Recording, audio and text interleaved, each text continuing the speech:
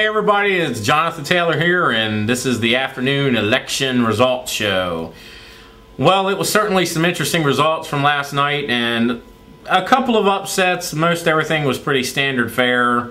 You had O'Malley and Ulrich going to face off again, and I'm going to actually be voting Libertarian because I'm not voting for either one of them. In the 1st Congressional District, I'm going to be supporting Frank Cradaville over Andy Harris. I'm not a big Andy Harris supporter. He didn't offer anything 2 years ago, and he has nothing new to offer now, so I definitely am not going to be voting for Andy Harris. The big one everybody was talking about was State Delegate 38A, which had Julie Brewington on it, along with Charles Otto, John Phoebus, and John Cannon. Look, I know people are going to want to rag and say, oh, Grinch, did you really think that Julie had a chance? You know, the thing is, elections are not about who has a chance and who doesn't have a chance. It's about supporting people to want to put themselves out there to try to change something that they see as wrong. So I don't care if Julie got 5 votes. The point of the matter is that she tried. And that I have more respect for somebody doing that than I do to people who sit out there anonymously and gripe about it. I do support Charles Otto. I think that they probably made the right choice. He is a farmer. He represents what's going on in this area better than any of the others. And so I am 100% behind Charles, and I told him that yesterday when I spoke to him.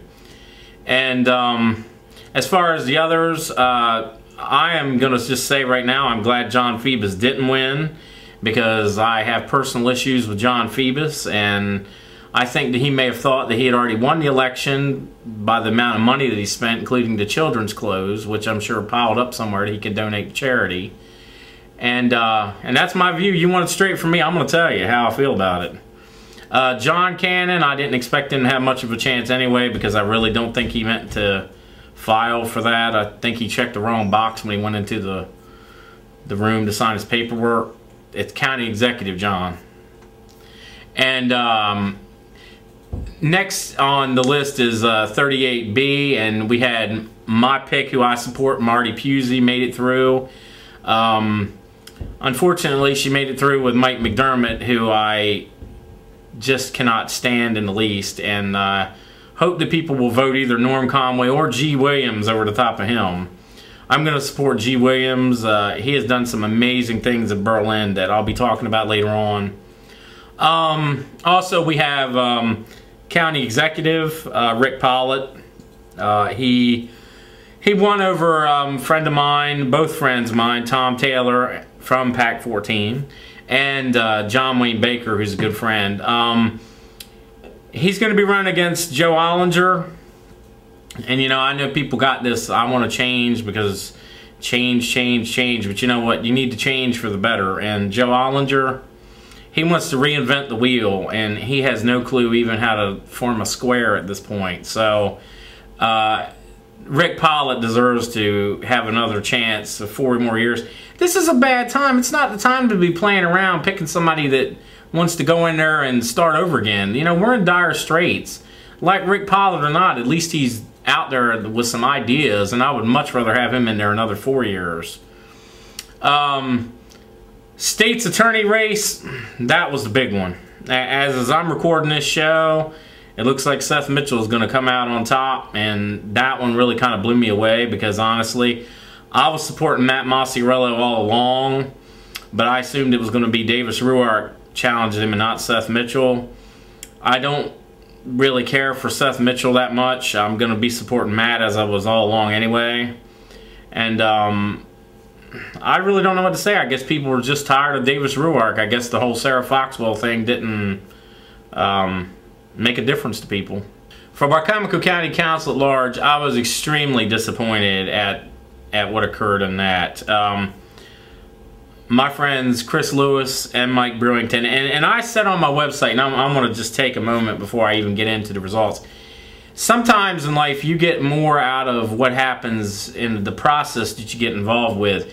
You know, neither Chris nor Mike won, but I'll tell you what, I gained friendships from the entire election process that I am glad that I got. Whether they won or lost, it doesn't make any difference to me.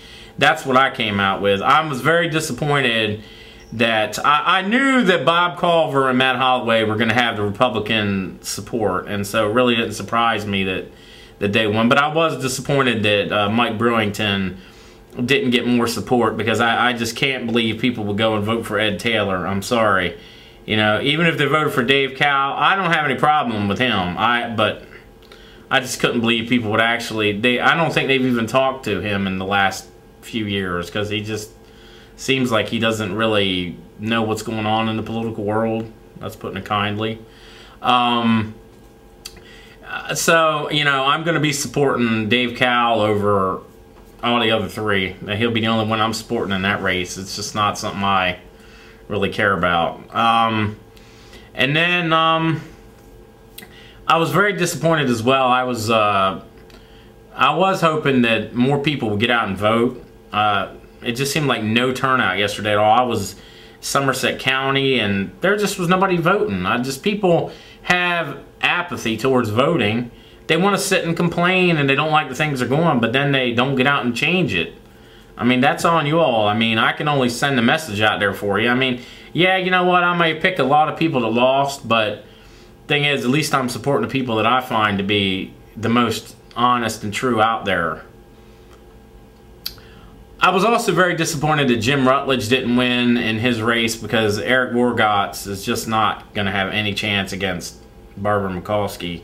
I'm not sure what people didn't like about Jim Rutledge. I really was expecting him to handily win this. I talked to his campaign manager, one of them that worked here on the shore, and I was all for Jim Rutledge. I'm really disappointed that more people didn't vote for him, but I guess, you know, maybe more people over across the other side wanted Wargotts over Rutledge. I guess that's the only thing.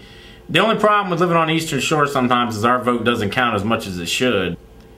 One of the other races that I took special note in was the primary turnout for sheriff in Somerset County and state's attorney in Somerset County. And if the election had been yesterday, we'd have a new sheriff in Somerset County in Alan Webster. And we'd also have a new state's attorney in Dan Powell, which I hope that those numbers stay true and that both of them win, because that's what Somerset County needs. I think John Phoebus supporting Christy Hickman was also a huge mistake, and I think the people are tired of, you know, what goes on in Somerset needs to change, and those two are the right ones to do it.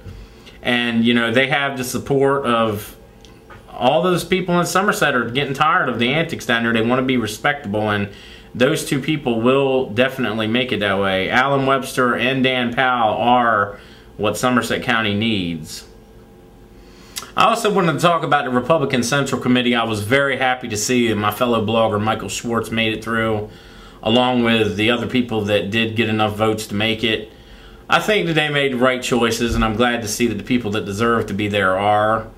And I certainly know that Michael Schwartz will have the best interest of the Republican Party in mind, as he is very faithful to the party. In the Democratic Central Committee race yesterday, Ernie Leatherbury won easily over the rest of his opponents, and a lot of people wondered if that was a prerequisite for Jim, that he had to win that in order to be able to be selected for Salisbury Chief of Police.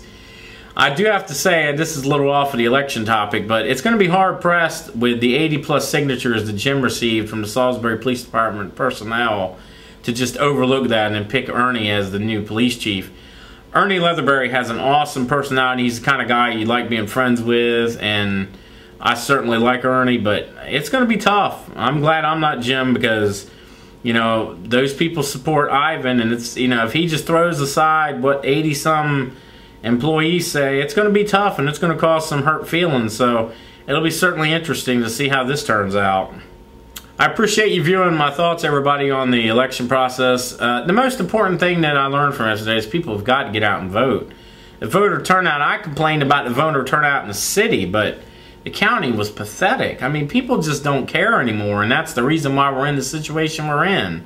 So I hope that when the general election comes, the people that didn't make it out to the primary for one reason or the other at least get out and vote. I mean, we have to have people vote.